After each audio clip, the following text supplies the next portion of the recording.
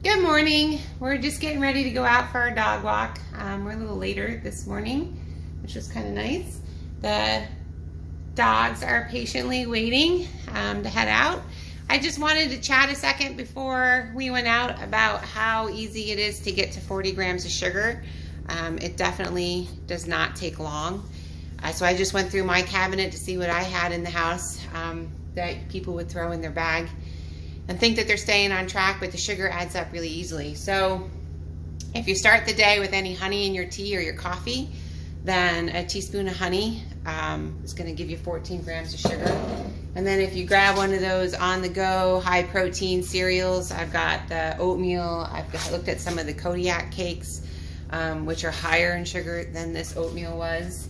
Then if I grab a Greek yogurt to have at work during the day with the fruit, and then a banana, and if I have salad with chicken and I throw some of this Marie's red wine vinaigrette dressing on it, which only has 5 grams in it in one serving, 2 tablespoons, but that right there gives you 50 grams of sugar. So you're already over the 40 grams that I recommended yesterday, and the recommended dietary allowance is only 20 grams.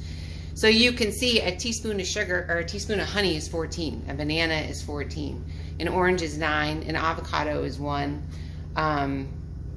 Some of the granola bars that I looked at, which my horses love, which is partly why I keep them, and they're good for when you're hiking, they have closer to 14 to 20 grams of sugar in them. So in order to be, you really have to be diligent with your labels if you're going to focus on trying to bring the sugar content down, so to help reduce, the amount of fat that you're storing and how the inflammation in your body and how your joints feel. And tomorrow I'm going to talk about sugar and how it impacts the brain and how it impacts a child's developing brain. So you really have to do your due diligence in this respect, because sugar's in everything, including, your tomatoes and a lot of your canned goods, your sauces, ketchup, right? Ketchup's got a fair amount of sugar.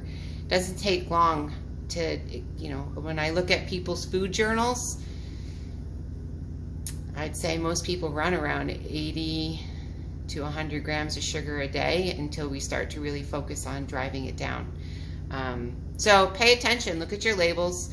Just switching from this red wine vinaigrette to a balsamic vinaigrette brings your sugar content from that serving from 5 grams in this down to 1 or 2 in the other. If you switch your banana for an orange, you go from 14 grams of sugar to 9. If you go to berries, it's even lower. If you can tolerate avocados, an avocado only has 1 gram of sugar. So it's easy to swap foods out, but you do have to do a little bit of work and research, and there's a lot of great tools out there, MyFitnessPal, the internet, that make it so simple. Back in the day when I did this, I had a book the size of 3 encyclopedias put together, and I used to literally go one by one and look up all my foods and total it up. So it's so much more easy to do it today. You don't have an excuse to not pay attention. Everything's on your labels. So yeah, so let's make today about paying attention to how much sugar you're taking in. Post in the comments below how you did today on reducing your sugar. All right, make it a great day. We're gonna head out for a walk.